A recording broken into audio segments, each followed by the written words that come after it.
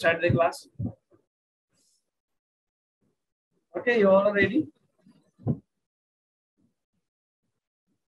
तो कल की क्लास में हमने वेव ऑप्टिक्स का पहला लेक्चर अटेंड किया था, जिसमें हमने पढ़ा था कि इंटरफेरेंस के ऊपर, और बेसिकली वो पूरा इंटरफेरेंस जो था वो वेव पे बेस्ड था, जो हम 11th क्लास में पढ़ते हैं, एसएचएम और वेव्स। एसएचएम पढ़ते हैं, फिर एसएचएम का वेव्स पढ़ते हैं। तो उसमें हमने देखा था दो बातें थी कि फेज डिफरेंस निकालते थे। फेज डिफरेंस 3 वजहों से हो सकता है, एक पाथ डिफरेंस है, दूसरा टाइम डिफरेंस है, प्लस इनिशियल फेज डिफरेंस है। फेज डिफरेंस फाइंड निकलने के बाद हमसे रिजल्टेंट एम्पलीट्यूड या रिजल्टेंट इंटेंसिटी पूछता है। तो अगर फेज डिफरेंस 0 है या 2 पाई है या 4 पाई, जिसको 2n पाई बोलते हैं, तो हम कहते हैं कंस्ट्रक्टिव फेज डिफरेंस, जिसमें दोनों एम्पलीट्यूड ऐड हो जाते हैं, a1 + a2 ऐड, और यू कैन से कि क्रेस्ट पे आ जाता है, ट्रफ पे आ जाता है, सो इट इज एडेड। और अगर phase difference λ/2, 3λ/2, 5λ/2 means odd multiples of λ/2, जिसको आप बोलते हैं 2n - 1 λ/2 पाथ डिफरेंस आता है, या फेज डिफरेंस पाई, 3 पाई, 5 पाई, जिसको 2n - 1 पाई यानी ऑड मल्टीपल ऑफ पाई आता था, तो डिस्ट्रक्टिव फेज डिफरेंस होता था, जिसमें a1 - a2 होता था। और फिर उसके बाद आप इंटेंसिटी और ये सब सारे आप फॉर्मूले कैलकुलेट करते थे। तो आज जो है यंग्स डबल स्लिट एक्सपेरिमेंट को डिटेल में पढ़ेंगे और उसमें न्यूमेरिकल करेंगे, ठीक है? Okay, I am going to share my screen. अच्छा, आपको सारा फॉर्मूला वगैरह याद होना चाहिए। अगर फॉर्मूले याद होते हैं कंसेप्ट के साथ साथ, तो you can solve the questions in very less and very effective, और बहुत ही फास्ट मैनर में आप उसको कर सकते हैं। तो आप जरा मुझे बता दीजिए कि मैं ऐसे ही बस रिवीजन के लिए पूछ रहा हूँ कि अगर कंस्ट्रक्टिव इंटरफेरेंस हो रहा है तो what is the formula of resultant amplitude and intensity? अगर कंस्ट्रक्टिव इंटरफेरेंस हो रहा है तो resultant intensity what does it come? अगर दो सोर्सेज हैं इक्वल इंटेंसिटी के, मान लेते हैं I1 I0 I0, सो अगर इन दोनों से इंटरफेरेंस हुआ और ये कंस्ट्रक्टिव रहा, so what will be the resultant intensity? बताओ भाई। 4I0, very good. और अगर जनरल फॉर्मूला पूछे तो जनरल फॉर्मूला होता है 4I0 cos स्क्वायर 5/2। और अगर दोनों वेव्स की इंटेंसिटी अलग अलग है, तो then you do I1 + I2 + 2√I1 √I2 cos 5। Okay, this you do basically. और एम्पलीट्यूड के साथ के लिए भी यही सब फॉर्मूले कुछ आप कैलकुलेट करते हैं। और फाई आप कैलकुलेट कर रहे थे पाथ की वजह से k डेल्टा x, और k को हम लिखते हैं 2 π/λ डेल्टा x, ठीक है? ये सारी बातें हमने कल कर ली थी, और इस पे हमने क्वेश्चंस भी किए थे, maximum intensity, minimum intensity. Okay okay, I max upon I minimum। I max क्या होता है? दोनों एम्पलीट्यूड का सम, तो I can also right it a1 + a2 का whole square upon a1 - a2 का होल स्क्वायर। कभी कभी हमसे रेशियो के फॉर्म में पूछता है, तो हम इसको a1 अपॉन a2 + 1 का whole square upon a1 - a1 upon a2 -1 को होल स्क्वायर के फॉर्म में भी लिख के आपको मैक्सिमम और मिनिमम इंटेंसिटी का रेशियो दे देता है, और a1 अपॉन a2 का रेशियो पूछ लेता है। तो यहां से भी आप उसको कर सकते हैं। और दूसरा इंटेंसिटी के फॉर्म में पूछेगा कभी कभी, I max upon I min, so you know I max will be √I1। I max में जहां पे कंस्ट्रक्टिव इंटरफेरेंस हो, फेज डिफरेंस 0, 2 पाई, 4 पाई, इस तरह कुछ हो, अपॉन I2 का whole square divided by √I1 - √I2 का होल स्क्वायर। कभी कभी आपको रेशियो के फॉर्म में पूछता है, तो इसको भी आप कहता है मैक्सिमम और मिनिमम इंटेंसिटी का रेशियो दे रखा है, फॉर एग्जांपल 25 बच्चे 16, तो what is the ratio of intensities? तो you can do like this I1 upon I2 plus, sorry एक मिनट, मैंने यहाँ पे, हाँ ठीक सही चल रहा है, डिवाइडेड बाय, जगह कम इसलिए मैंने स्लैश लगा दिया, √I1/I2 -1। इस तरह से आप कुछ करके I1 I2 इस तरह basically you calculate the ratio of intensity और ये सब बातें कल हमने डिस्कस कर ली। ओके, तो मैं आपको आज यंग्स डबल स्लिट एक्सपेरिमेंट शुरू करने से पहले ये क्वेश्चन दिखा रहा हूँ जो आपके एग्जाम में पूछा गया है। Try to solve this question. क्या ये वाला क्वेश्चन कल हुआ था क्या? देखिए जरा, to coherent line sources having intensity 2x, ये बेसिकली 2x। ये क्वेश्चन कल हमने करा था क्या, बताइए? No sir. नहीं हुआ था, ठीक है। तो ये 2021 का प्रॉब्लम है, जल्दी से करके बताइए आंसर। अच्छा, उससे पहले मुझे ये बताइए, एक लाइन लिखा हुआ coherent light source, what is the meaning of coherent light source? उसके बाद आप क्वेश्चन प्रोसीड कांस्टेंट करिए। Phase difference. Constant phase difference, अच्छा कोई और बताए कौन सा फेज डिफरेंस? क्योंकि फेज डिफरेंस तो सर कई सेम वजह से, फ्रीक्वेंसी एंड सेम वेवलेंथ। नहीं सेम फ्रीक्वेंसी वेवलेंथ होना तो हो सकता है, बट व्हाट मतलब किसी ने बोला सर कांस्टेंट फेज डिफरेंस, तो फेज डिफरेंस तीन वजह से होता है ना, टाइम से, पाथ से और इनिशियल फेज। तो तो कौन सी चीज का कांस्टेंट कर रहे हैं आप? कोहेरेंट सोर्सेस किसको बोलते हैं? Sir path. पाथ नहीं, पाथ तो अलग अलग हो सकता है। मिसाल के तौर पे मैं आपसे पूछूं कि फॉर एग्जांपल ये दो सोर्सेज, बहुत इंपॉर्टेंट बात है ये दो सोर्सेज है, y1 मान लेते हैं, y2 मान लेते हैं। अब मैंने कहा यार ये बताओ, ये देखो अलग अलग पॉइंट पे, यहाँ पे इनका पाथ डिफरेंस कुछ और आएगा, यहाँ पे पाथ डिफरेंस कुछ और आएगा, यहाँ पे अगर मैं तो पाथ डिफरेंस कुछ और आएगा। तो आप जब पाथ डिफरेंस कुछ और आएगा तो फेज डिफरेंस कुछ और आएगा, ठीक है? तो मैं पूछ रहा हूँ कि कोहेरेंट सोर्सेज बोलते हैं किस चीज पे, क्योंकि फेज डिफरेंस तो अलग अलग पॉइंट का अलग होता है। Sir phase difference, constant initial phase difference. Exactly, very good, this is the thing. Constant initial phase होना चाहिए, यानी कि उनके बीच में जो इनिशियल फेज डिफरेंस है वो क्या हो, सेम होना चाहिए। फॉर एग्जांपल इनिशियल अगर वो 90 डिग्री से आगे है तो पूरे टाइम 90 से आगे रहे। अगर वो उनके बीच में इनिशियली जीरो डिफरेंस का गैप है तो जीरो डिफरेंस हमेशा होना चाहिए। ओके, तो कोहेरेंट सोर्स का मतलब क्या, इनिशियल फेज डिफरेंस सेम होना चाहिए, इनिशियल फेज सेम होना चाहिए, इनिशियल फेज डिफरेंस फिक्स्ड होना चाहिए। अच्छा, उसके बाद दूसरी एक बात होती है कि लाइट सोर्सेज कोहेरेंट हो सकते हैं क्या? क्या दो लाइट सोर्सेज कोहेरेंट हो सकते हैं? अगर दो बल्ब मैंने जला दिया, सेम एम्पलीट्यूड सेम फ्रीक्वेंसी सब कुछ सेम है, can we consider them coherent sources, two light sources? Two light sources coherent हो सकते हैं क्या? बोलो भाई, कैन बी कोहेरेंट और कैन नेवर बी कोहेरेंट? नहीं, याद रखिएगा, दो लाइट सोर्सेस कभी भी कोहेरेंट नहीं हो सकते, कैन नेवर बी कोहेरेंट। क्यों? क्योंकि दो जो लाइट निकलता है, आपने एटॉमिक स्ट्रक्चर भी पढ़ा होगा, that is due to the transition of electrons between the orbitals. Orbits के बीच में जो ट्रांजिशन होता है उससे जो है लाइट निकल रही है। अब ये जो जंपिंग हो रही है, ट्रांजिशन, उसका कुछ फिक्स नहीं है कि वो कहां से कहां पे हो रही है, 3 से 2 पे, 2 से 3 पे, 5 से 1 पे, यू डोंट हैव।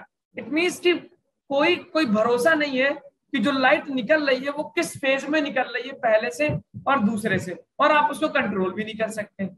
हो सकता है अभी वो उसका फेज कुछ और है, अगले मोमेंट उसका फेज कुछ और है। तो light sources can never be coherent because, तो हम because they are emitted from transition of electron and we can not control them. हाँ, मैकेनिकल वेव्स जो होते हैं वो कोहेरेंट हो सकते हैं, अगर, क्योंकि मैकेनिकल वेव्स आप मैकेनिकली कंट्रोल करते हैं और मैकेनिकली उनको फिक्स रखा जा सकता है। तो light sources can never be coherent. चलिए मैं अपने क्वेश्चन पे आता हूँ। सर अगर हाँ, फ्रीक्वेंसी और अगर, एम्पलीट्यूड सेम हो, फिर सॉरी, अगर फ्रीक्वेंसी और एम्पलीट्यूड सेम हो दोनों का, फिर तो फ्रीक्वेंसी और एम्पलीट्यूड एक अलग प्रॉपर्टी है, फेज एक अलग प्रॉपर्टी है। दो wave same frequency same amplitude के हो सकते हैं, लेकिन उनके में फेज डिफरेंस तो हो सकता है ना। मिसाल के तौर पे मैं आपको बोलूं, दो एसएचएम है और दोनों का एम्पलीट्यूड क्या है, सेम, और एवरीथिंग सेम है। टाइम पीरियड मान ले इसका भी 4 सेकंड है, इसका भी टाइम पीरियड 4 सेकंड है, लेकिन एक जो है अपना एसएचएम शुरू कर रहा है यहां से और एक अपना एसएचएम शुरू कर रहा है यहां से, तो इनके बीच में कुछ फेज डिफरेंस है कि नहीं? बोलिए यस। यस। तो फेज डिफरेंस होता है कहां से वो स्टार्ट कर रहे हैं, और टाइम पीरियड और फ्रीक्वेंसी और एम्पलीट्यूड तो एक वेव की प्रॉपर्टी होती है, समझिए क्या? तो even with same amplitude same frequency के they can have different phase differences, because phase difference depend करता है वो कहां, उनके बीच में कितना डिफरेंस है, मतलब एक मीन पे है दूसरा मिड पे है, तो जाहिर सी बात है फेज डिफरेंस आ गया, एक मीन पे दूसरा एक्सट्रीम पे है तो फेज डिफरेंस आ गया। चलिए इस क्वेश्चन को सॉल्व करते हैं, फिर यंग डबल स्लिट एक्सपेरिमेंट पढ़ते हैं। कह रहा है इंटेंसिटी के, मैंने कल इस पे कुछ क्वेश्चन कराया था, इंटेंसिटी का रेशियो 2:2x है, मींस आई कैन से I1/I2 2x है, you can say I1/I2 2x है।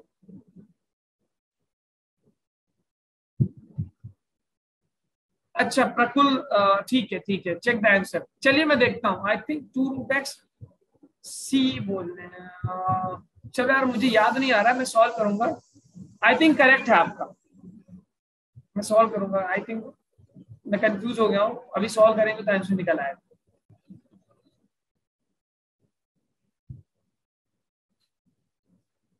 आई मैक्स और आई मीन, और आई मैक्स किसको बोलते हैं, आई मीन किसको बोलते हैं, यू नो दैट?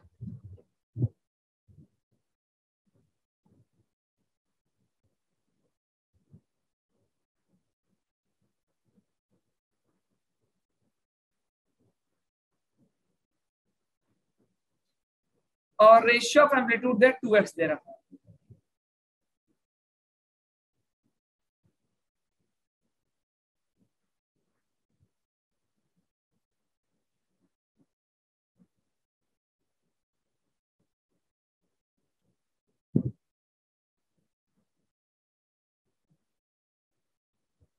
ये आपका प्रॉब्लम है एग्जाम का, जेई का, लास्ट ईयर का, फरवरी वाले सेशन में।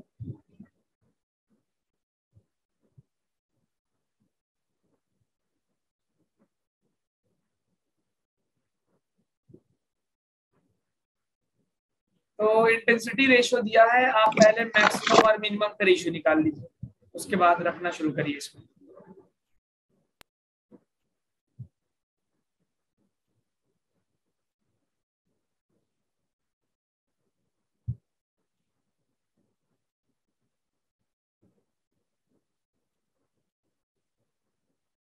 इस फुली प्रोसीड करते रहिए, ऑटोमेटिकली आंसर आ जाएगा।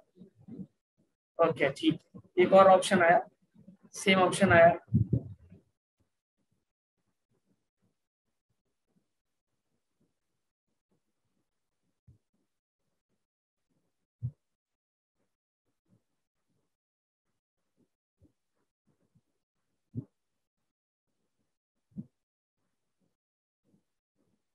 थोड़ा सा कैलकुलेटिव है, लेकिन मैथ्स के स्टूडेंट हैं आप, तो आपको दिक्कत नहीं होनी चाहिए।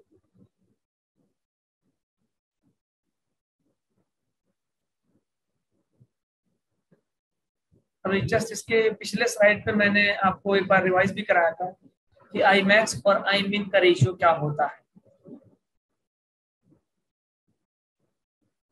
Okay very good, one more answer, I one more correct answer. ठीक, तो बिल्कुल सही जवाब है, third is the correct option. Pavve also got the correct answer। तो देखिए बेसिकली आई कैन, सबसे पहले आई मैक्स अपॉन आई मीन का रेशियो निकाल लीजिए। आई मैक्स अपॉन आई मीन, कभी कभी सिर्फ इतना ही पूछ देता है कि इंटेंसिटी रेशियो ये दिया, I max upon I min का रेशियो बताए। तभी पिछले वाले स्लाइड पे मैंने लिखा था it will be I1/I2 +1 upon under root I1/I2 -1 whole square कर देंगे। तो I1/I2 की वैल्यू 2x है, तो मैं रख दूं, इसकी वैल्यू पुट कर देता हूं सिंपली यहाँ पे। तो √2x +1 अपॉन √2x -1 का होल स्क्वायर हो गया। ये आपके पास I max upon I min का रेशियो।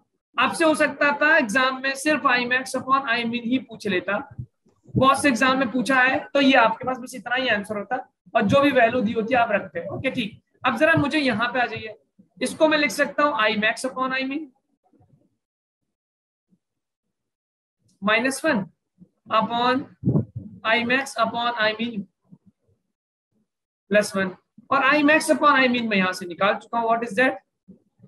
√2x +1 का होल स्क्वायर अपॉन √2x -1 का whole square -1 divided by √2x +1 upon √2x -1 का होल स्क्वायर। आप देखिए मैथ्स के स्टूडेंट है, समझ में आ रहा होगा आपको कि एलसीएम ले लेंगे, 2x नीचे वाला माइनस वाला टर्म कैंसिल हो जाएगा। तो पहले एलसीएम लेते हैं, तो एलसीएम लेने के बाद मुझे जो मिल रहा है √2x +1 whole square minus √2x -1 whole square upon divided by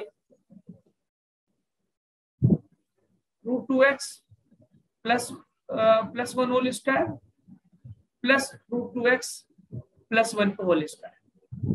okay, यही मिला होगा। नीचे का √2x -1, सॉरी एक मिस्टेक हो गई यहाँ पे माइनस होगा।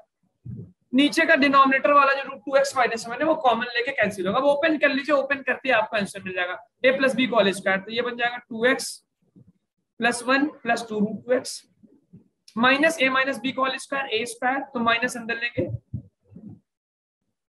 Plus b square minus 2 √2x।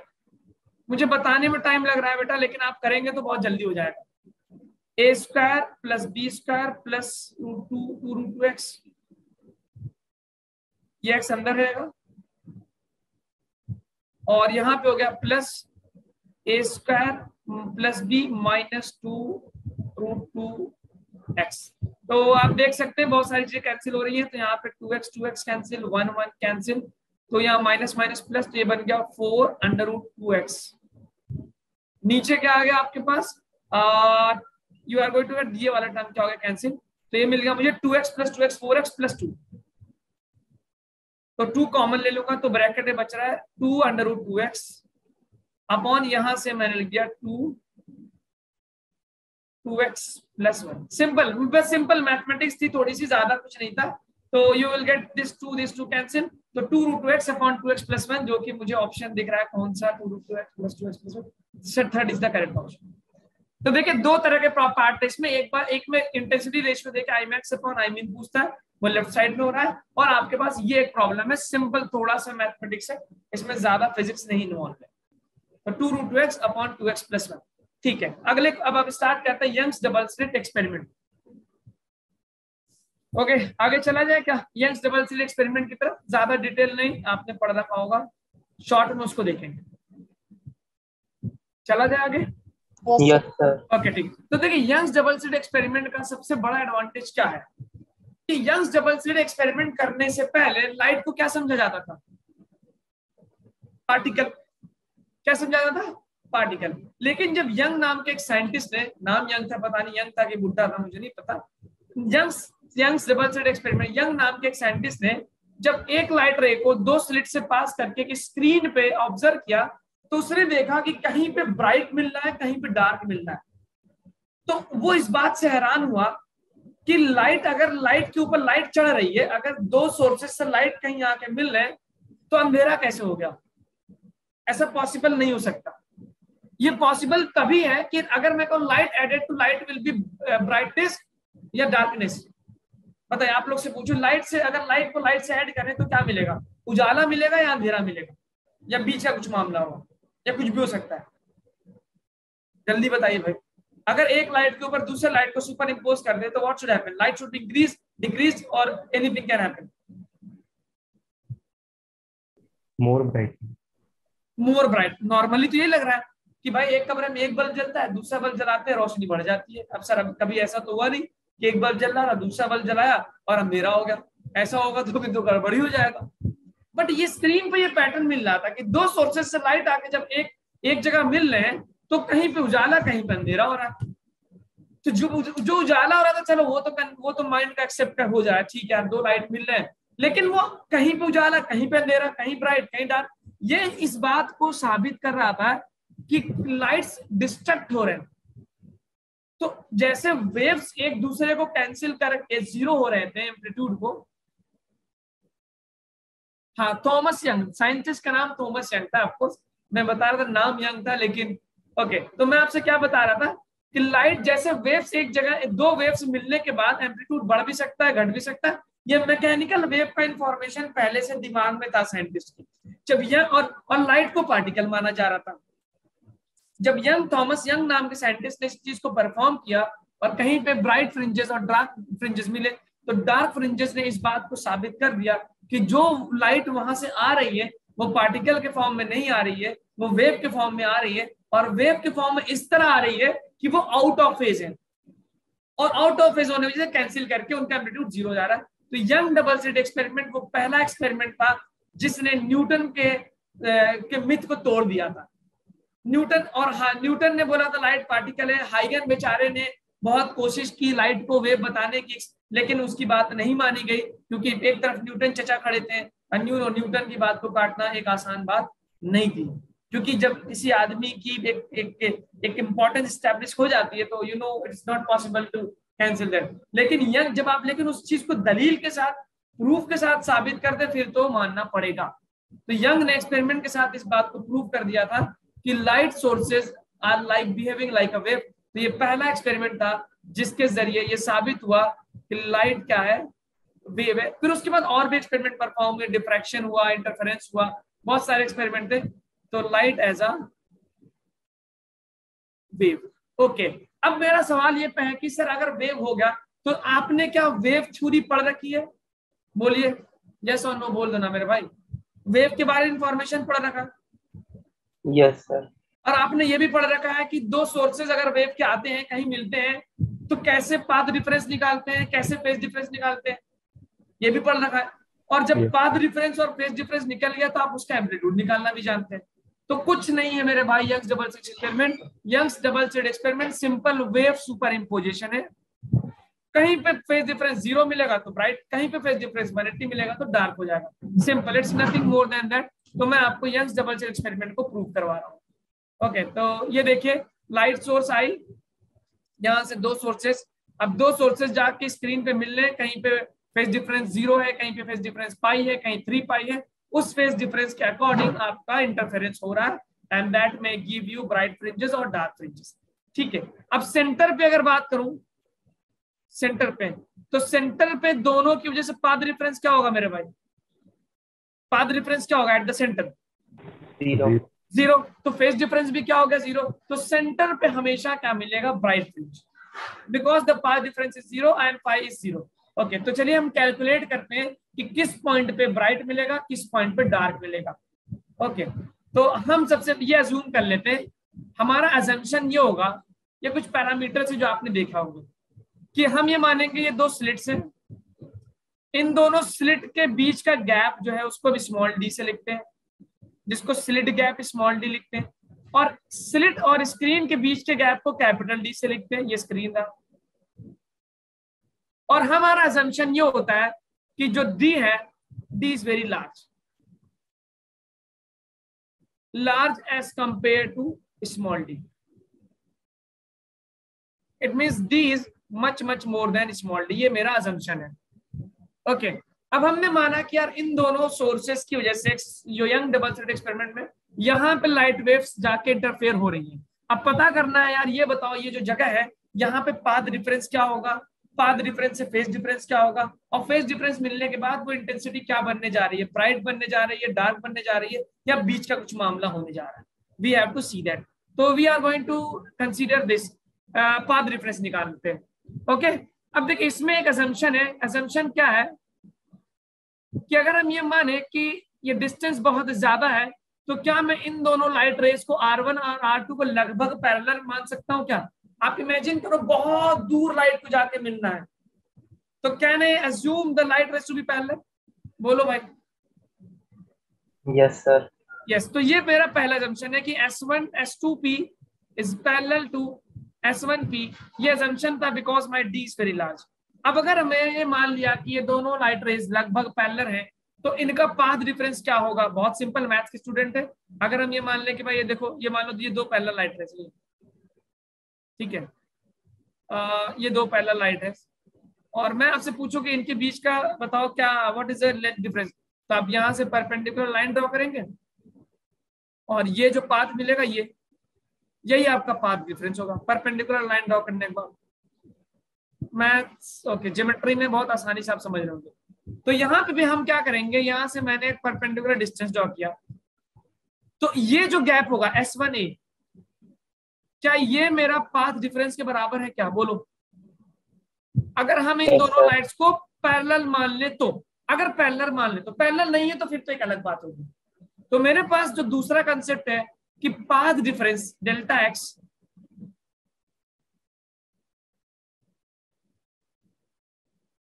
at P will be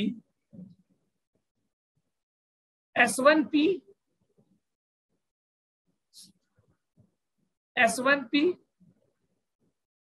और ये मुझे मिल रहा according to the figure AS1, ठीक है, AS1।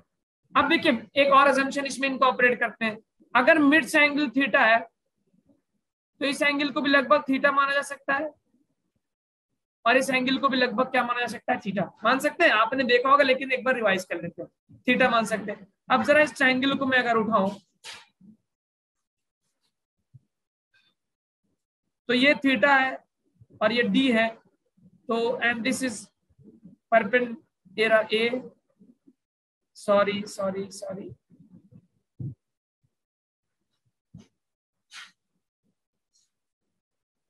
ये रहा S1, ये रहा A, ये रहा S2। तो अब ये AS1 क्या है, मेरा बेस, और ये एंगल कितना हो गया भाई, हाउ मच विल दिस, ये कितना होगा, अगर ये थीटा है बाहर वाला, कितना होगा 90 तो AS1 को क्या मैं D cos 90 माइनस थीटा लिख सकता हूँ। Yes sir. D, क्योंकि D मेरा हाइपोटेन्यूज हो गया और AS1 बेस बन गया, बेस के साथ cos थीटा होता है, तो DS1 D cos 90 minus theta, जिसको हम सिंपली लिख देंगे क्या, D sin थीटा। ये बात आपको याद होनी चाहिए कि यंग्स डबल स्लिट एक्सपेरिमेंट में पॉइंट P पे दोनों सोर्सेस की वजह से जो कि पैरेलल माने गए हैं, पाथ रिफरेंस जो आया है वो D sin थीटा के बराबर आया है। स्मॉल d जो है पाथ रिफरेंस है, बस ये याद रखिएगा। अच्छा, अब ये D sin थीटा अगर पाथ रिफरेंस लैम्डा के बराबर है तो क्या होता है भाई, कंस्ट्रक्टिव या डिस्ट्रक्टिव, बोलो भाई। अगर पाथ डिफरेंस मिल गया मुझे D sin थीटा। अब मैंने कहा पाथ, अब मुझे पता कैसे चलेगा कि पॉइंट P पे कंस्ट्रक्शन होगा या डिस्ट्रक्शन होगा, जल्दी बताइए कैसे पता चलेगा कि हमको पाथ डिफरेंस क्या होना चाहिए कंस्ट्रक्टिव होने के लिए, P पे पाथ डिफरेंस कितना हो, n लैम्डा। तो n लैम्डा होगा तो वो कंस्ट्रक्टिव हो जाएगा यानी ब्राइट, और अगर वहां पे कितना पाथ डिफरेंस हो कि वो डिस्ट्रक्टिव हो जाए, कितना पाथ डिफरेंस हो कि डिस्ट्रक्टिव हो, n+1/2 2n - 1 λ/2 मींस λ/2 3 λ/2। तो अब आप इस पे कंडीशन इंपोज करिए, आपको ब्राइट और डार्क फ्रिंज मिलना शुरू होगी। एक और चीज याद रखिए कि अगर थीटा स्मॉल होता है तो कुछ कंडीशन होती है ट्रिग्नोमेट्री में, जरा बता सकते हैं वो क्या होता है। साइन थीटा को लगभग थीटा मानते हैं और इसको लगभग tan थीटा मानते हैं क्या, साइन थीटा को tan थीटा लिख सकता हूं अगर थीटा स्मॉल है, और tan थीटा इस फिगर के हिसाब से क्या y/d लिख सकते हैं क्या, यस सर। ठीक है। तो हम फेज पाथ डिफरेंस को d sin थीटा की जगह y/कैपिटल D भी लिखेंगे, कब, अगर थीटा मेरा क्या है small. It means point P इस तरह है कि थीटा स्मॉल एंगल बना रहा है, तो मैं साइन थीटा को tan थीटा को y/d भी लिख सकता हूं। तो मेरे भाई बस ये दो चीजें आपको यंग्स डबल स्लिट एक्सपेरिमेंट में याद रखनी है। ये फिगर आप बनाना चाहें तो जल्दी से बना लें और ये इंपॉर्टेंट पॉइंट नोट कर लें, तो मैं आगे बढ़ूं। जब आप नोट कर लें बताइए, मैं आगे बढ़ जाऊं, बिकॉज ये नोट करिए, अगर आपको आता फिर भी नोट करिए। d sin theta is equal to path difference, बस यहां से सारी बात क्लियर हो जाएगी कि पाथ डिफरेंस जो पॉइंट P पे आया है सोर्स 1 और सोर्स 2 की वजह से, वो d sin थीटा के बराबर है। और d sin थीटा जब आपको मिल गया तो अब आप ब्राइट फ्रिंज और डार्क फ्रिंज की लोकेशन निकाल सकते हैं बाय पुटिंग द कंडीशन। और पाथ डिफरेंस आया कैसे, मैंने इसको पैरेलल मान लिया और एक परपेंडिकुलर ड्रॉ कर दिया, तो AS1 मुझे पाथ डिफरेंस दे रहा है।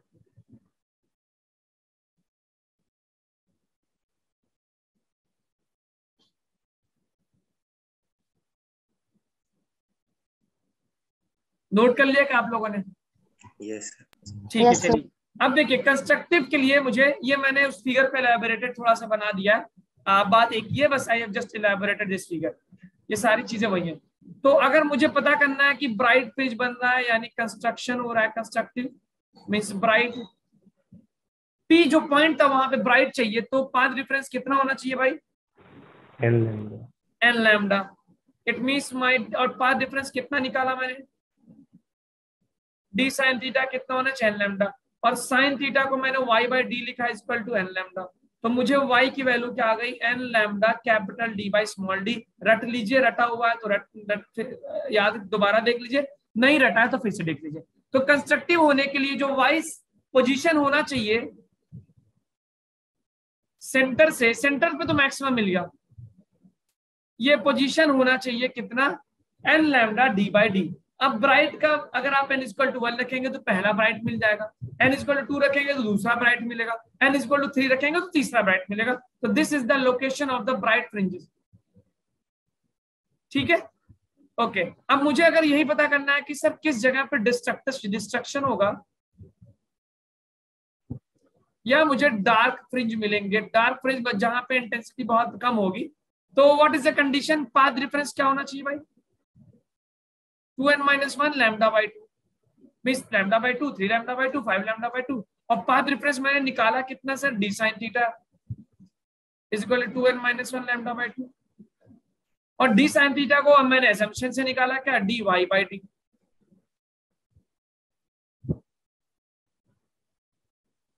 So your y will be 2n-1 lambda d by 2d।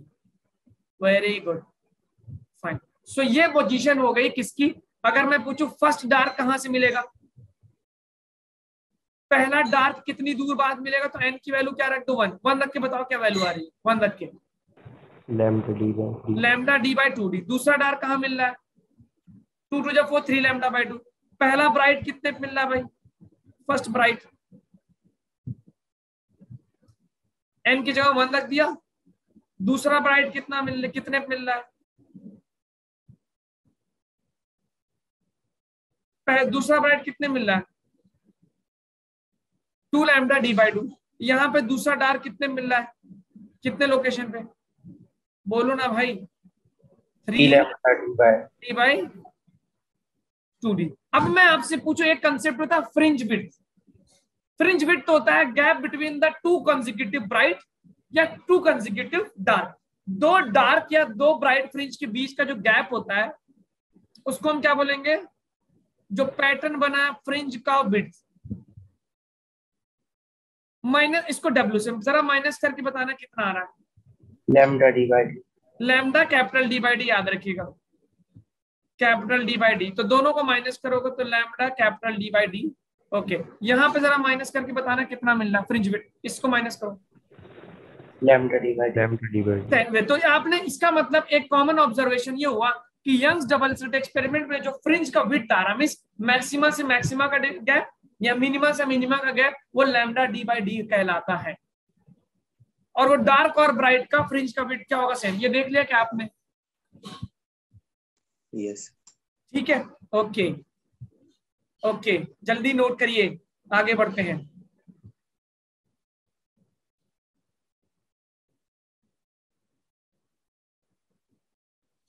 Lambda D by 2d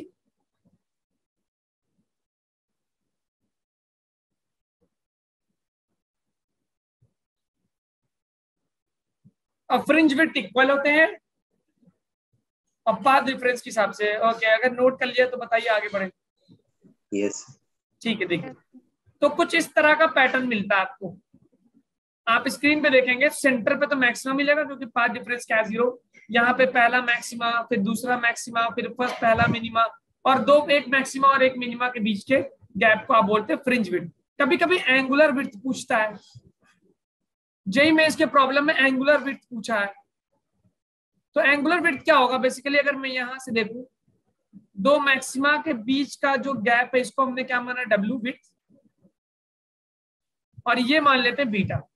so you know, आपको पता है अगर स्मॉल एंगल होता है तो मैंने एंगल को आर्क अपॉन रेडियस लिखते हैं क्या, एंगल को आर्क अपॉन रेडियस लिखते हैं क्या, अगर स्मॉल एंगल है तो मैं आर्क हो गया W और रेडियस हो गया मेरा गैप D, लिख सकते हैं इसको क्या, बताइए, एंगुलर विड्थ।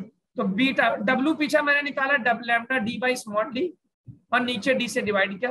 तो एग्जाम जेईई में इसके प्रॉब्लम में एक बार 19 में बस यही पूछा हुआ है कि डेटा देके एंगुलर विड्थ पूछा गया है, angular width lambda by D पूछा गया, बस एंगुलर विड्थ का फॉर्मूला होगा लैम्डा बाई डी। अब एक और इंपॉर्टेंट चीज मैं आपको बताने जा रहा हूं कि मैं साइन थीटा को कब गिवन इंफॉर्मेशन के बेस पे कब उसको साइन थीटा को सिंप्लीफाई कर सकते हैं, कब सिंप्लीफाई नहीं कर सकते। क्या ये जल्दी से आपने बना लिया, रफ डायग्राम जल्दी से बना ले।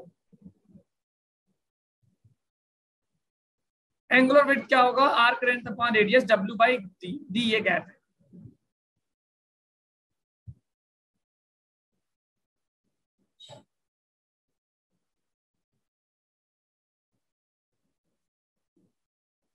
Okay, can I move on? चले आगे? ठीक है। ओके, तो अब आपको अच्छा, तो मैं आपको कुछ क्वेश्चन दिखा दे रहा हूं, इसका स्क्रीनशॉट ले लीजिए। मैं आपको अच्छा एक और कंडीशन में लिख देता हूं, एक और कंडीशन कि अगर आपका d by lambda, okay okay ठीक है। देखिए, हम जो हमारे पास फॉर्मूला है पाथ डिफरेंस का,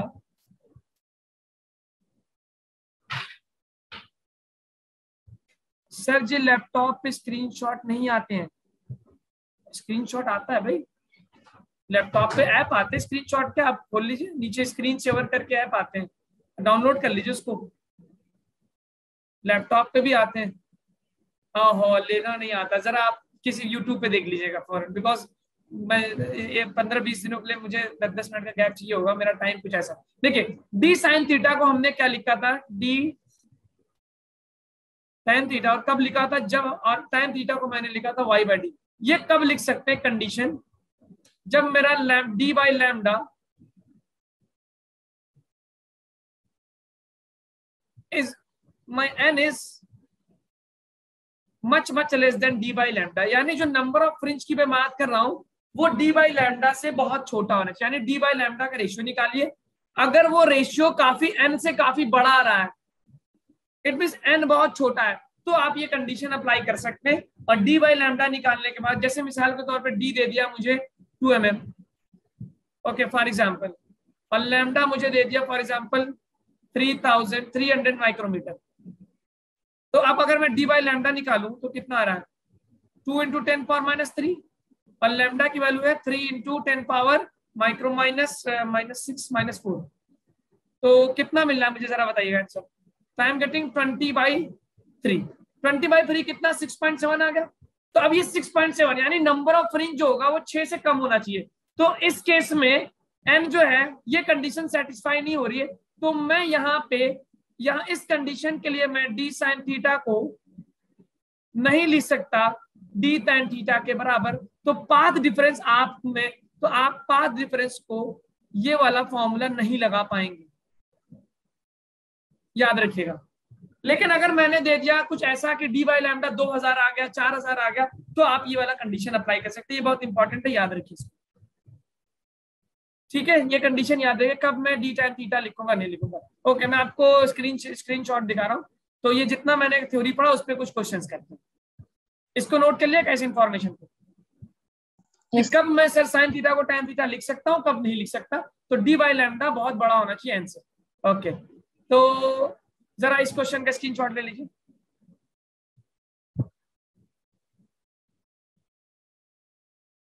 लैपटॉप, ओके ठीक। और एक इसका ले लीजिए।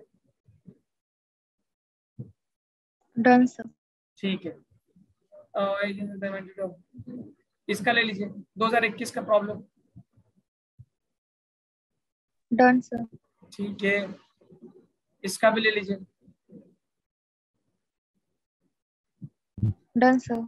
ठीक है, और इसका भी ले लीजिए। जितना थ्योरी पढ़ा है सारे हो जाएंगे इंशाल्लाह। छोटे छोटे प्रॉब्लम है, आप जो है एक ही ले लीजिए, एंगुलर विड्थ के बारे में पूछ रहा है।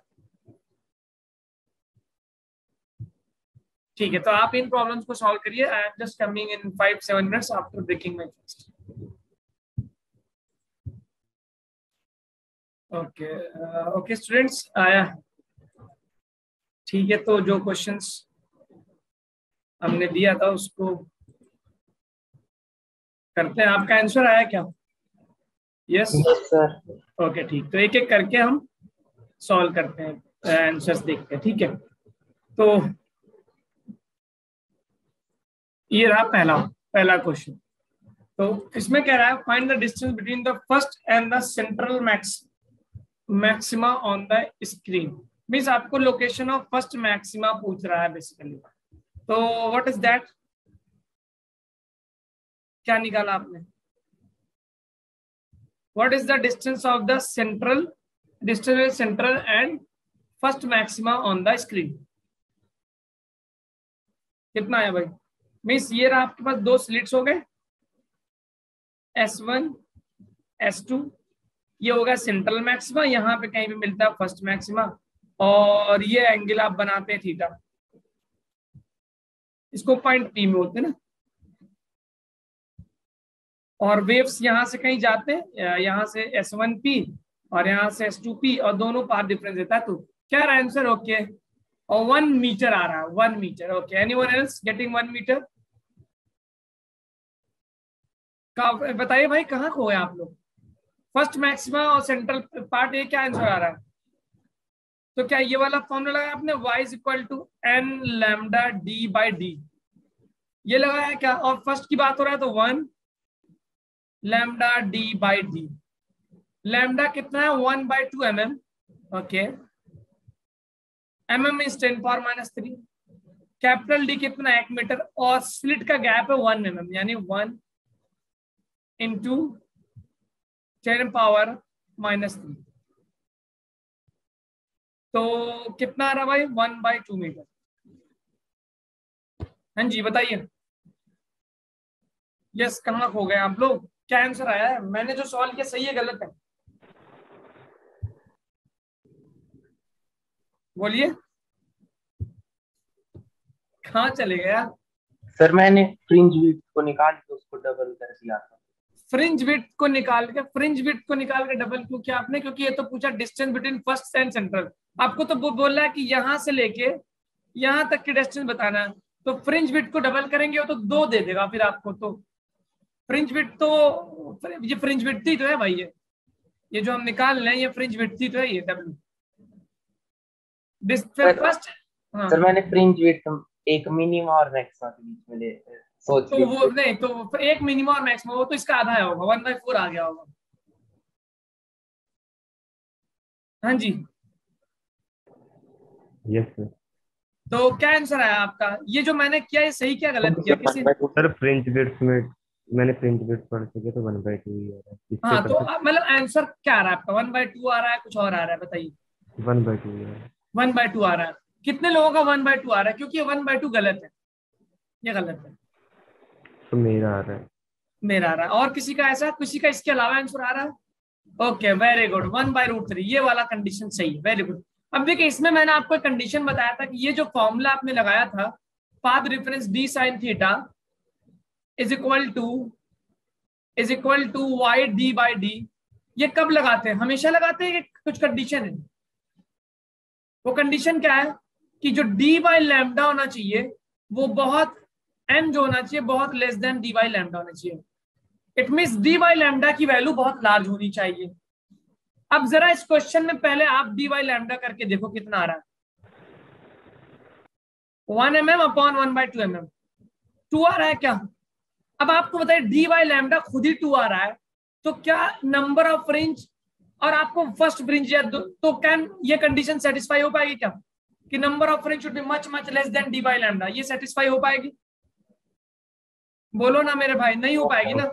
नहीं हो पाएगी। इट मींस ये फॉर्मूला यहाँ पे वैलिड नहीं है, और ये क्वेश्चन पूछा गया है एग्जाम्स में। अब तो फॉर्मूला कौन सा वैलिड होगा? हमें बेसिक पे जाना होगा। बेसिक क्या कहता है कि path difference is equal to, basic पे जाना होगा। अब देखिए, रटा रटाया फॉर्मूला वाला स्टूडेंट आंसर गलत करके आ जाएगा, रटा रटाया क्वेश्चन गलत कर देगा। तो रटा रटाया नहीं होगा, तो मुझे बेसिक पे जाना होगा। सर पाथ डिफरेंस क्या होता है? d sin theta. Okay, path difference हो गया d sin थीटा, और पाथ डिफरेंस किसके बराबर होगा? फर्स्ट सेंटर और फर्स्ट मैक्सिमा के बीच में n लैम्डा, यानी 1 लैम्डा। तो साइन थीटा मुझे मिल गया कितना? λ/3, और λ/2 मैंने ऊपर निकालेंगे, वो लैम्डा कितना? 1/2, d कितना? 1, तो 1/2 हो गया। अब साइन थीटा 1/2 कितने पे होता है? 30 डिग्री पे। ये मुझे मिल गया। मीन्स यहाँ पे जो एंगल है, ये एंगल कितना मिल गया? 30 डिग्री। तो अब आपको पता है कि जब the moment I got angle, तो यहां पे मुझे लग रहा y, तो tan 30 डिग्री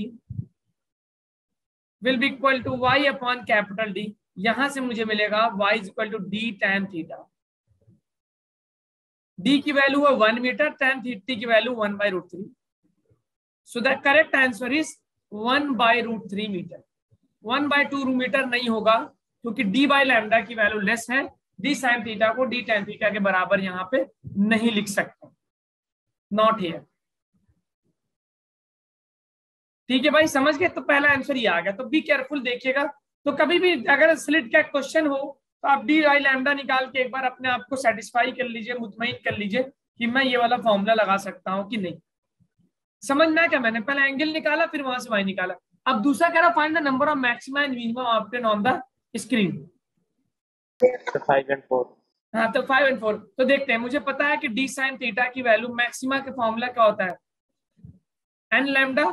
तो साइन थीटा की वैल्यू हो गई कितना, N lambda by D. And you know sine theta should be less than equal to 1, तो N should be less than equal to D by lambda. बस D की value कितनी है भाई, नंबर ऑफ फ्रिंज कितना होगा, नंबर ऑफ फ्रिंज कितना होगा, डी कितना होगा मेरे भाई, D is how much 1 and 1 by 2। Number of fringes कितने हो गए, मैक्सिमा के 2।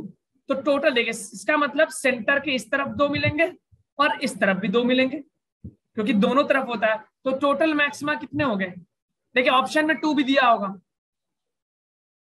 टोटल मैक्सिमा कितने हो गए, 2 ऊपर 2 नीचे, यानी 4 मैक्सिमा हो गए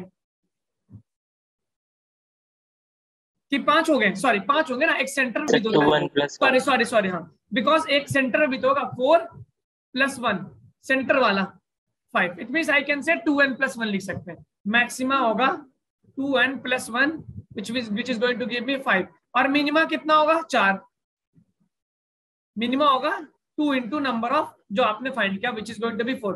2 ऊपर मिनिमा 2 नीचे मिनिमा, सेंटर पे मिनिमा नहीं होता, मैक्सिमा होता। तो 5 और 4 इसका आंसर है। ठीक है, चलिए आगे देखते हैं जरा, इसका आंसर निकाला क्या आपने,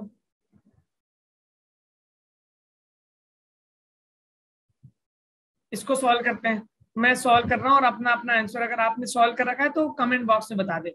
मोनोक्रोमेटिक लाइट दे रखा है, young double slit with small D, capital D यानी स्क्रीन का गैप। इंटेंसिटी अलग अलग दे रखी है, I1 I2 दे रखा है, इंटेंसिटी इज डिफरेंट। दोनों स्लिट की इंटेंसिटी ये हो गया स्क्रीन, और इसका मैं मान लेता हूँ 4I0 और एक का क्या है I0। अब कह रहा हूं find the fringe bit. Fringe bit बताइए। तो बस पहले आप इसमें मैं डी बाई लैम्डा निकाल के चेक कर लेता हूँ। D by lambda D1 mm 10⁻³ lambda कितना है, 5000 एंगस्ट्रॉम, 5000। तो ये मुझे कितना मिल रहा है, बहुत ज्यादा आ रहा है क्या, तो ऊपर गया तो कितना, how much I am getting, बोलना भाई। इसमें मैं डी साइन थीटा वाला कंसेप्ट लगा सकता हूँ कि नहीं, डी बाई लैम्डा करके दिखाइए। डी हो गया 1 mm 5000 एंगस्ट्रॉम, सॉरी यहाँ पे -10 होगा, तो ये ऊपर गया -3 × 10⁻−10 +7 हो जाएगा, ऊपर आ गया 5। तो आई एम गेटिंग 10⁻4/2 मतलब 5000 आ रहा है। यही आ रहा है क्या, डी बाई लैम्डा सही कर रहा हूं मैं, डी बाई लैम्डा क्या सही किया मैंने, 10⁻³ लैम्डा की वैल्यू 5000 एंगस्ट्रॉम, 10⁻⁻7 ऊपर गया 7 7 4 और 10,000 अपॉन 5000। ठीक, तो यहाँ पे डी बाई लैम्डा बहुत ज्यादा है, तो हम अपना कंडीशन लगा सकते हैं। सारी चीजें हमने की थी। तो पहला फ्रिंज बिट बीटा कितना निकाल लिया आपने, लैम्डा डी बाई डी। इसको सॉल्व करने पे कितना आ रहा है भाई, बताओ जल्दी। 0.5 मिलीमीटर। 0.5 मिलीमीटर सभी का ये आ रहा है। ठीक है, चलिए आपकी बात मान लेते हैं। दूसरा कंडीशन कह रहा है distance of the fifth minima from the central maxima. तो मैंने आपको फॉर्मूला बताया था, क्या था, 2n-1 lambda D by 2d। याद है, फिफ्थ मतलब यहाँ पे 5 रखेंगे, 5 दूना 10 में से 1 गया 9 लैम्डा डी बाई 2d। सारी वैल्यूज रखिए, लैम्डा की जगह रखिए 5000 एंगस्ट्रॉम मतलब 10⁻10, डी की जगह 1 और 2 स्मॉल डी है, विड्थ कितना 1 mm मतलब 10⁻3। इसको सॉल्व करने के बाद कितना आ रहा है, how much, distance of the fifth minimum from the central maximum. इसको सॉल्व करिए और बताइए कितना आ रहा है आंसर। तो मिल जाएगा मुझे 4.5 × 5 × 10⁻6 × 10⁻⁻ 10. So I am getting 5 5 25, 22.5. Okay ठीक है, प्रकुल के सारे आंसर आ गए। 22.5 इंटू 10⁻⁻4 मीटर, जिसको मैं mm में लिखूंगा तो 2.25 इंटू 10⁻³ मीटर। बिल्कुल सही बोल रहे हैं, 2.25 mm is the correct answer. तो पहला 0.5, दूसरा 2.25 mm। अब कह रहा है intensity as y at y equal to 1/3 mm। Intensity निकालने का फॉर्मूला क्या होता है मेरे भाई? I1 plus I2 plus 2√I1√I2 into cos phi। cos phi क्या देता है? Phase difference. फेज डिफरेंस कैसे निकालेंगे आप? 2/λ इंटू डेल्टा एक्स। ओके, तो 1/3 mm पे कैसे निकाल इंटेंस पे फाई निकाला आपने? 1/3 mm पे 2π/λ into intensity at 1 is y equal to 1/3 पे कितना आ रहा है? 4π/3। Okay, y is equal to 1/3 पे कैसे निकालेंगे फेज डिफरेंस?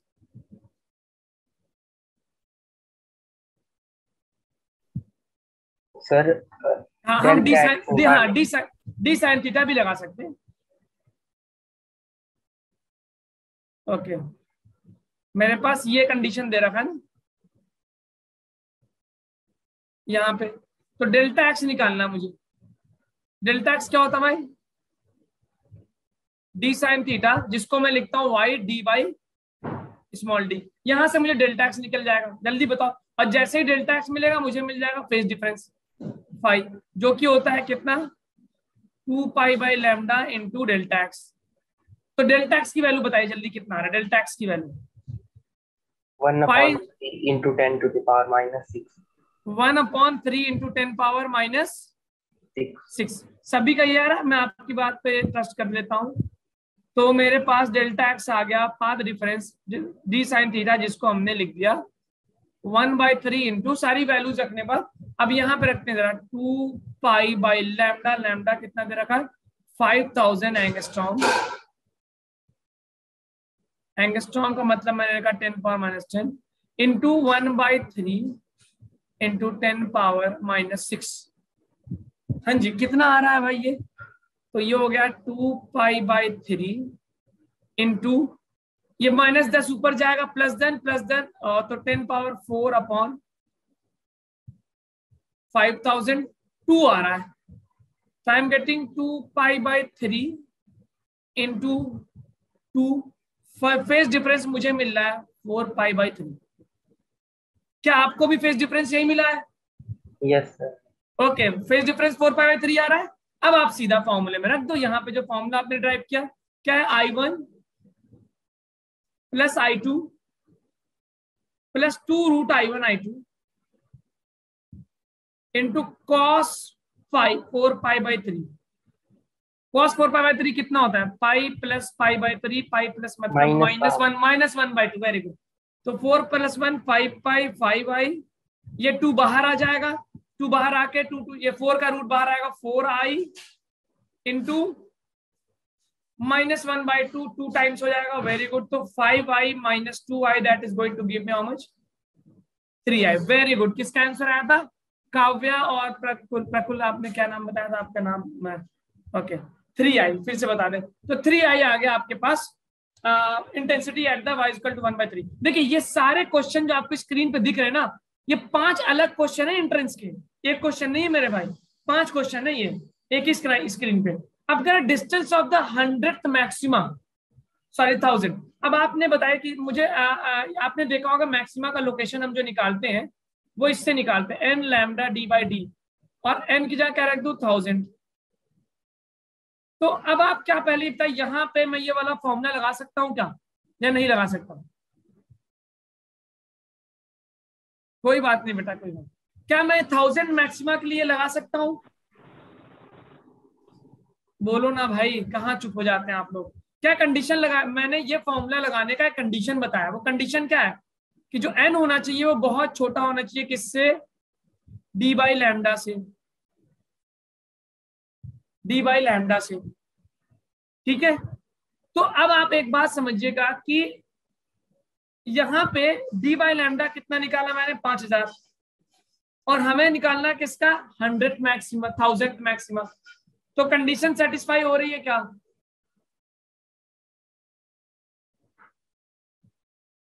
बोलिए, क्या लग रहा है? इस चैप्टर में थोड़ा आप लोग कॉन्फिडेंस कम है। Distance of the 1000 maxima means ये रहा स्लिट, ये रहा स्क्रीन, ये रहा सेंटर। यहां से पूछ रहा है d upon lambda की वैल्यू 2000 आई 5000। कितना आ रहा है? 2000 आ रहा है। सर आपने 5 को 2 लिख दिया उधर denominator. Oh sorry sorry sorry sorry sorry sorry, thank you thank you thank you. यहाँ पे मैंने 5000 को 2 लिख दिया तो 2000 आ गया। तो अगर 2000 मैक्सिमा की अगर मैं बात करूं तो क्या बहुत छोटा है वो? लगा सकता हूं?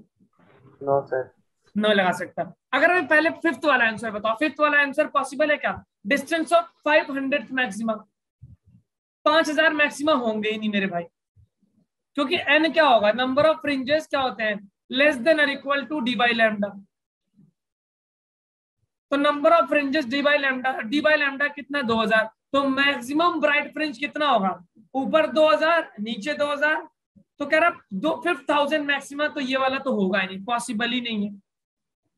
पांच वाला पार्ट तो पॉसिबल ही नहीं है, fifth part is not possible at all. और फोर्थ वाले में हम क्या लगाएंगे, हम इससे नहीं जा सकते, this condition is not valid because n is not much less then 1। तो हम क्या करते हैं भाई, बेसिकली व्हाट वी डू, बताइए क्या करेंगे? थीटा निकालेंगे। D sine theta is equal to 1000 lambda करेंगे। हाँ, अब यहां से साइन थीटा निकालेंगे, 1000 पहले थीटा निकालेंगे। लैम्डा कितना दे रखा है मुझे, लैम्डा 5000 एंगस्ट्रॉम।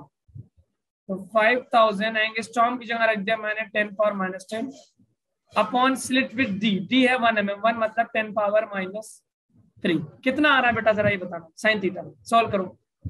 तो 3 3 6 कितना जीरो है, 3 0 3 0 6 और 1 9, तो 5 into 10 power 9 into 10 power minus 10, ये मुझे मिल गया 5 इंटू 10 पावर माइनस 1 0.5। तो साइन थीटा की वैल्यू हो गई 0.5 माने थीटा हो गया 30 डिग्री। थीटा देखो लार्ज आ रहा है तो मैं ये वाला फॉर्मूला नहीं अप्लाई कर सकता। अब मुझे जब ये मिल गया तो मुझे पता है कि y will be equal to capital D tan theta, क्योंकि tan थीटा क्या होता है, परपेंडिकुलर अपॉन में tan थीटा होता है y upon capital D। Capital D मुझे कितना दिया हुआ है 1 mm, 1 इंटू tan 30।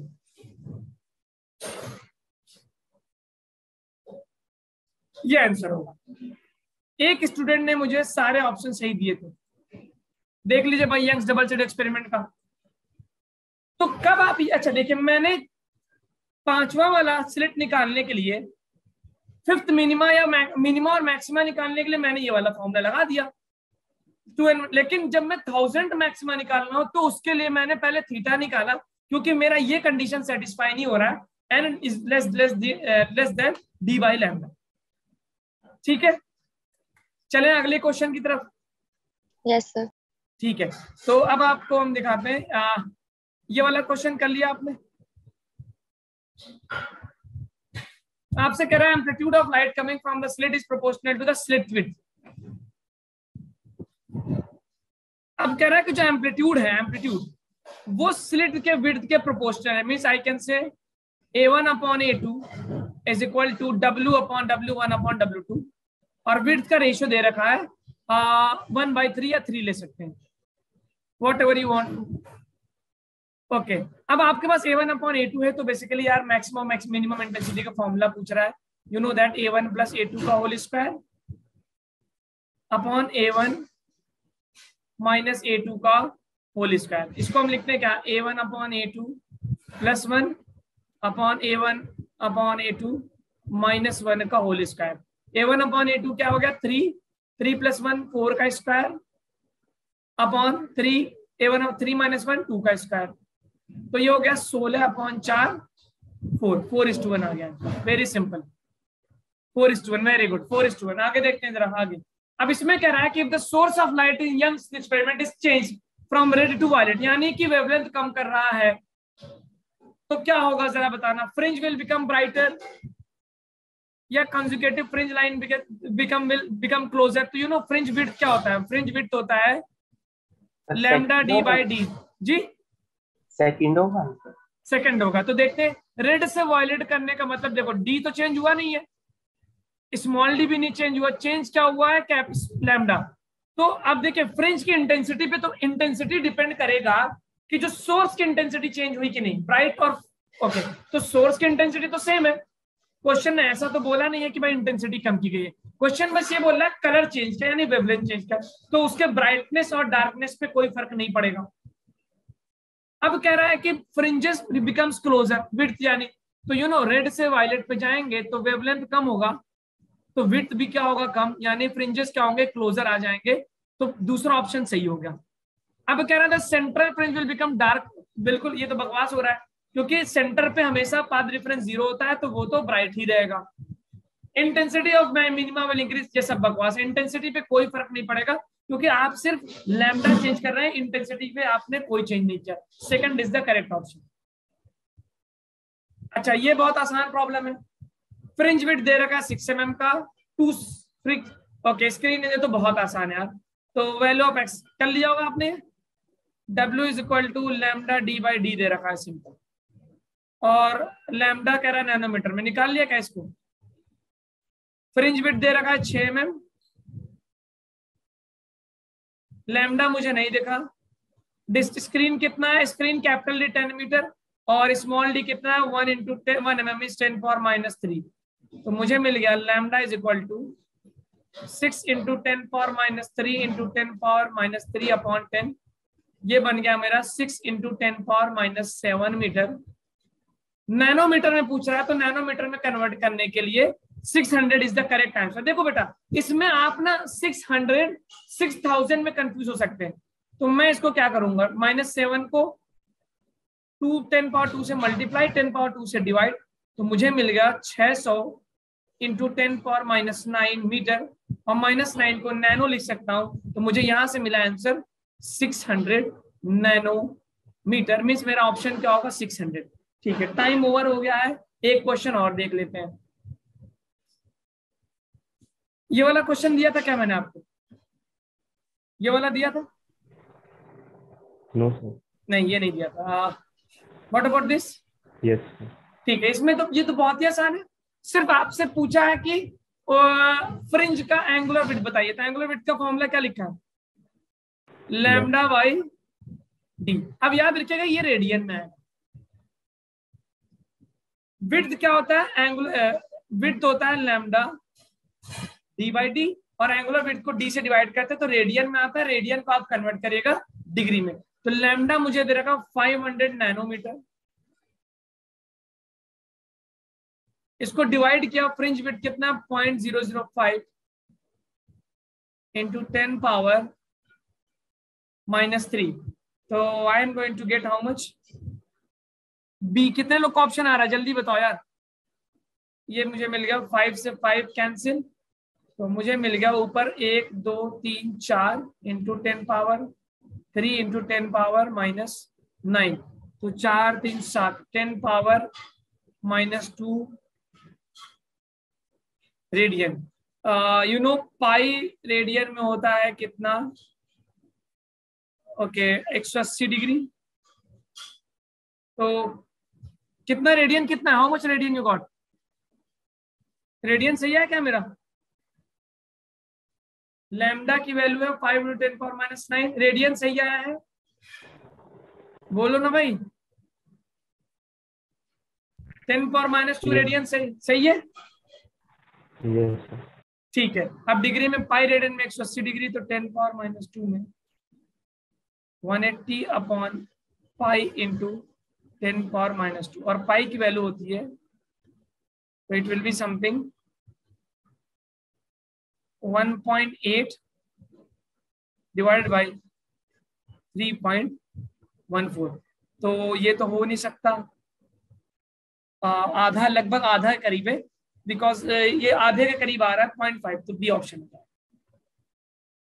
ठीक है, चलिए, आपकी नेक्स्ट क्लास का टाइम हो गया, तो कल की क्लास में मैं यंग डबल स्लिट एक्सपेरिमेंट के और कुछ क्वेश्चंस कराऊंगा 4-5, और डिफ्रैक्शन पढ़ेंगे, और डिफ्रैक्शन आपका लास्ट टॉपिक होगा वेव ऑप्टिक्स का। फिर उसके बाद कुछ इंपॉर्टेंट टॉपिक्स हैं, और एक और टॉपिक आता है यंग डबल स्लिट एक्सपेरिमेंट में कि बीच में कोई स्लैब रख देगा रिफ्रैक्टिव इंडेक्स का, जिसपे क्वेश्चन पूछे गए, हम उसको भी कल पढ़ेंगे। ओके, ठीक है, तो कल की क्लास में मिलते हैं, मतलब नेक्स्ट क्लास में जब भी होगी उसमें मिलते हैं। Okay, all the best. Okay, thank you sir. Okay, ठीक है, good evening all of you. Thank you. Okay, welcome welcome.